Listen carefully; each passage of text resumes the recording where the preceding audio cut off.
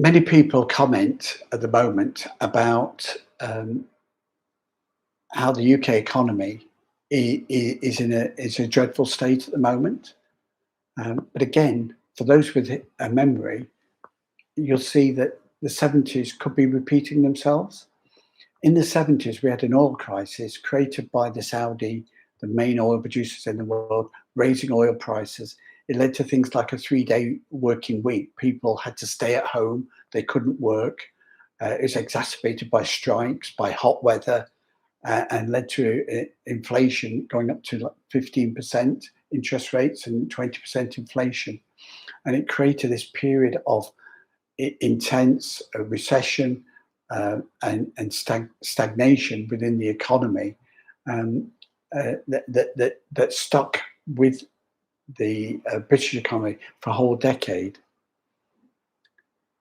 Now, what's the difference between that in the 70s and the 2020s that we're experiencing now? Um, the COVID crisis started the problem. That stopped people working, that stopped people producing. That led to money being pumped into the system, to inflation escalating.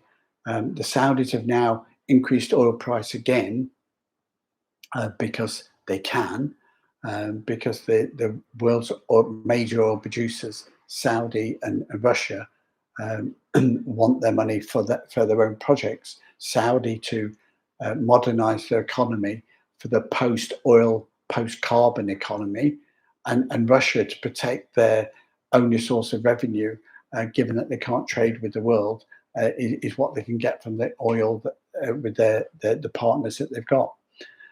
So a rising oil price this year is potentially going to lead to more inflation or more recession or more economic struggles and difficulties. We've got striking going on in the UK, on and on. There's different people with different interests. They fall behind on pay, so they strike to get the more pay. But actually, um, post Brexit, um, the fact that there isn't a free movement of cheap labour into the UK from around the EU should actually help the UK economy invest in capital and move forward from that position to become a stronger economy, a more productive economy, a high wage economy. So the troubles of the UK in the 2020s are nothing to do with Brexit. Brexit was a change, but the stagnation that was in salaries and wages in the UK was to do with a low inflation and a money spend from economic policies of the past. Uh, the problems that we've got in 2023 are not dissimilar to the 70s. It needs better government. It needs better financial management and leadership from the Bank of England.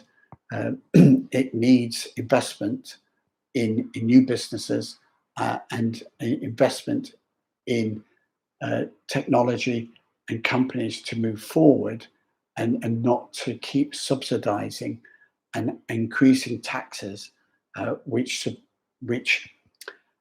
deflate the incentive to invest and grow an economy.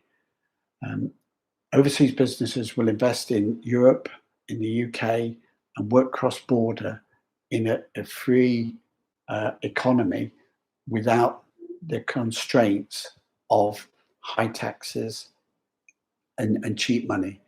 Um, a balanced economy where capital is something of value will lead to the investment in business and jobs that people need going forward. Um, Brexit is not the fault of the UK's current economic woes. Everything else needs to change.